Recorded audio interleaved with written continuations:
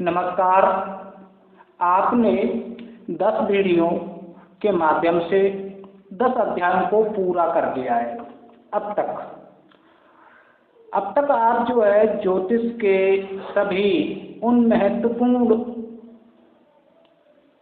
Concept को clear कर चुके हैं जो कि आपको बेसिकली पूर्ण रूप से आना चाहिए। जब तक आपको ये सारी चीज़ें क्लियर नहीं होंगी, आगे फलित कोर्स को आप जो है ज्वाइन नहीं कर पाएंगे। तो आपने ये 10 अध्यायों के द्वारा 10 पार्ट के माध्यम से जो हमारे वीडियोज के माध्यम से आपने कोर्स को पूर्ण किया है और इन 10 वीडियोज के माध्यम से आपने भाव, राशि, ग्रह के विषय में अधिकतर वह सभी महत्वपूर्ण जानकारियां प्राप्त कर चुके हैं जो कि ज्योतिष सीखने और समझने के लिए, कुंडली फलादेश करने के लिए या फलित करने के लिए, फल कथन करने के लिए बहुत ही इम्पोर्टेंट होता है, जो कि ज्योतिष को सीखने के लिए सर्वप्रथम महत्वपूर्ण चीज़ें ये सारी होती हैं जो अब तक आप सीख चुके हैं। अभी आप सीखेंगे इस अध्याय के माध्यम से कि हर लग्न के अनुसार कौन से इष्ट देवी देवता की पूजा की जाए, किस देवता की पूजा की जाए, जिससे कि हमारे जीवन में अधिकतर आने वाली समस्याएं दूर हों। तो इसके लिए मैं यहाँ पर आपको हर लग्न के अनुसार उसके देवी देवता के विषय में बताने जा रहा हूँ कि हर लग्न के अनुसार आपको किस इष्ट देवी देवता की पूजा अर्चना करनी चाहिए, नाम लेना चाहिए, जप करना चाहिए। तो यहाँ पर जैसे कि मैं सबसे पहले शुरुआत करूँगा मेष लगन से। तो यहाँ पर जैसे आपका 1 नंबर लिखा हुआ है, तो ऐसे व्यक्ति को सूर्य देव की आराधना करनी चाहिए। सूर्य देव की आराधना,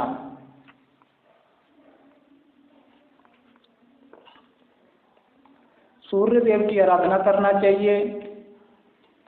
इसके बाद में यहाँ पर मैं बात करूँगा जिनका जन्म कुंडली में 2 नंबर लिखा हुआ है लगन में, ऐसा व्यक्ति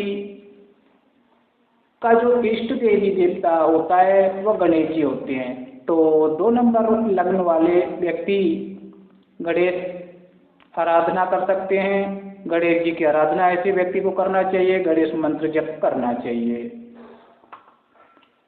वहीं बात करेंगे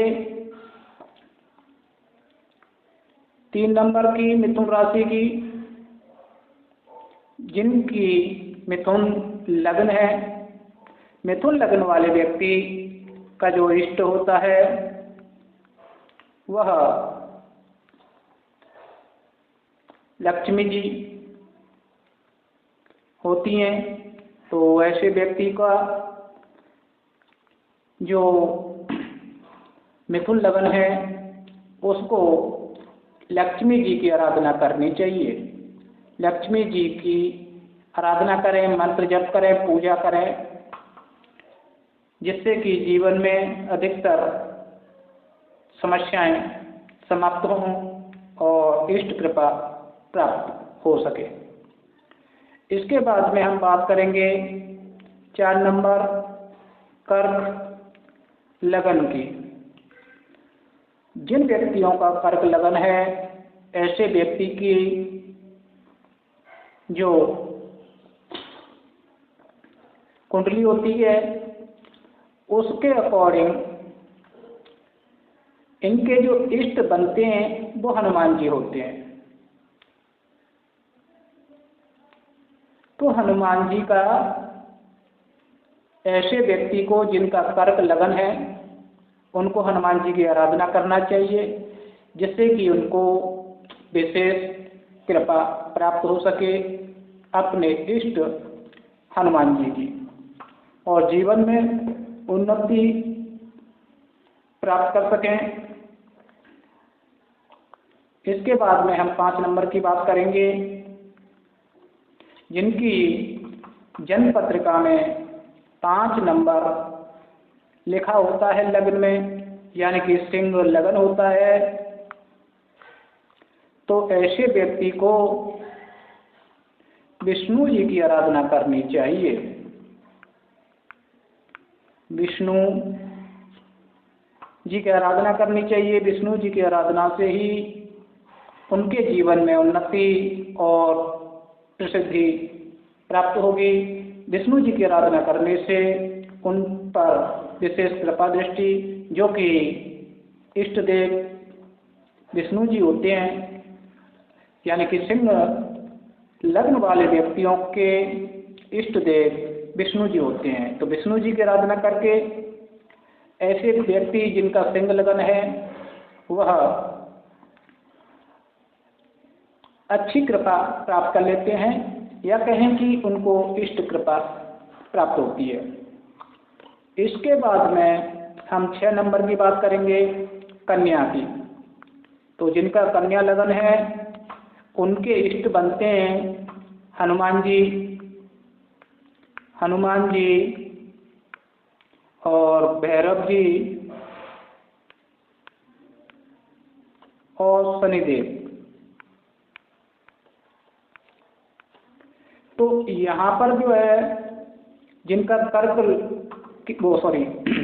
जिनका कन्या लगन है, कन्या लगन वाले व्यक्ति हनुमान जी, भैरव जी या शनिदेव का आराधना करेंगे तो उनको विशेष कृपा दृष्टि प्राप्त होती है अपने इष्ट देवी देवता की।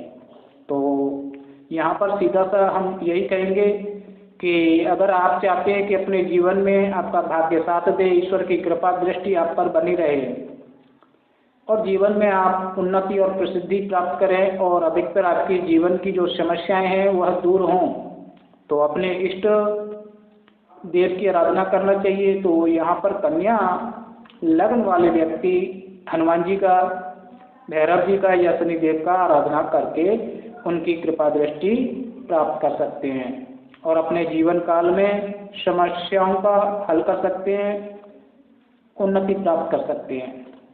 इसके बाद में मैं बात करूंगा 7 नंबर की। 7 नंबर तुला। तुला लगन वाले व्यक्ति, इनके जो इष्ट देवता होते हैं वह हनुमान जी, भैरव जी और शनिदेव होते हैं।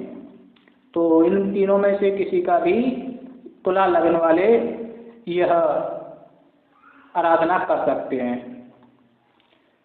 इसके बाद में हम बात करेंगे 8 नंबर वृश्चिक राशि की, यानी कि वृश्चिक।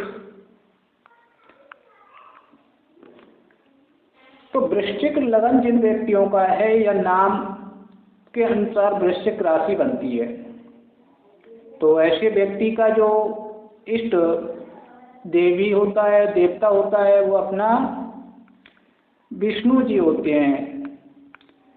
विष्णु जी और शिव जी। तो वृश्चिक लगन वाले व्यक्ति विष्णु जी या शिव की आराधना करें।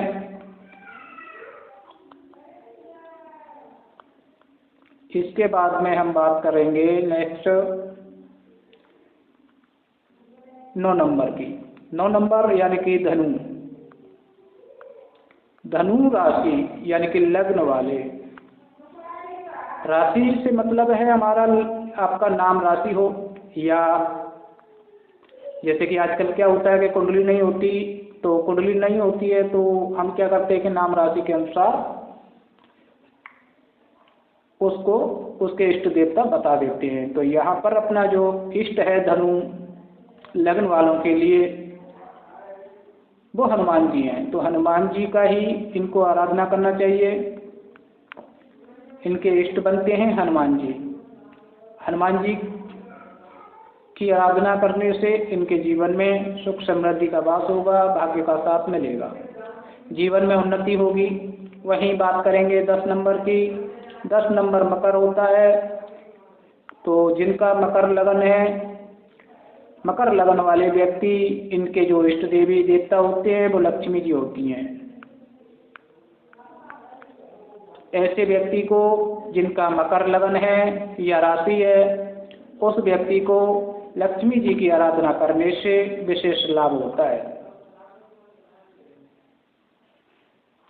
और इष्ट कृपा हमेशा बनी रहती है। इसके बाद में 11 नंबर की मैं बात कर लेता हूँ। 11 नंबर यानी कि कुंभ लगन वाले व्यक्ति, इनके जो इष्ट बनते हैं वो बनते हैं गणेश जी महाराज। तो गणेश जी महाराज का इनको आराधना करना चाहिए। गणेश जी महाराज की आराधना करने से इनको अपने जीवन काल में विशेष उन्नति प्रसिद्धि प्राप्त होती है और हमेशा ही इष्ट कृपा इनको प्राप्त होती रहेगी अगर यह गणेश जी महाराज का आराधना करते हैं, पूजन करते हैं। इसके बाद में हम लास्ट बात कर लेते हैं मीन राशि की। जिनका मीन लगन है, उनके लिए जो इष्ट बनते हैं वो दुर्गा देवी बनती है, दुर्गा माता। तो ऐसे व्यक्ति जिनका मीन है लगन या राशि, उन व्यक्तियों को दुर्गा माता का आराधना करना चाहिए, उपासना करना चाहिए, जिससे कि अपने जीवन काल में विशेष उन्नति प्रसिद्धि प्राप्त कर सकें। तो यह हमने जो है हर राशि लग्न के अकॉर्डिंग आपको इष्ट देवी देवता का यहाँ पर आपको बताया है। तो इससे आपको बड़ी आसानी होगी किसी भी व्यक्ति का इष्ट देवता निकालने में। अगर व्यक्ति के पास में लगन कुंडली है यानी कि कुंडली किसी के पास में है, तब तो आप लगन कुंडली देख करके बता दीजिएगा। अगर किसी व्यक्ति के पास में लगन कुंडली नहीं है तो आप सिर्फ नाम राशि के अकॉर्डिंग ही उसको उस देवता का आराधना बता सकते हैं, जिससे उसके जीवन काल में अपने इष्ट देवी की या देवता की कृपा प्राप्त हो सके। क्योंकि अधिकतर जो जीवन में समस्याएं होती हैं वह व्यक्ति की बिना इष्ट देवी देवता के कभी पूर्ण रूप से समाप्त नहीं होती। इसलिए हमें हमेशा ही अपने इष्ट देवी या देवता का सर्वप्रथम ध्यान करना चाहिए, उसी को ध्यान में रखना चाहिए, उसी का पूजन अर्चन करना चाहिए, जिससे कि हमारे सभी कार्यों में सफलता प्राप्त हो, भाग्य हमारा साथ दे। जब इष्ट कृपा प्राप्त होती है तो हर कार्य बनते चले जाते हैं। तब तक के लिए धन्यवाद। नेक्स्ट वीडियोज में हम आपको अन्य जानकारी दूंगा जो महत्वपूर्ण होगी। चलिए, तो आज का टॉपिक मैं यहीं समाप्त करता हूँ।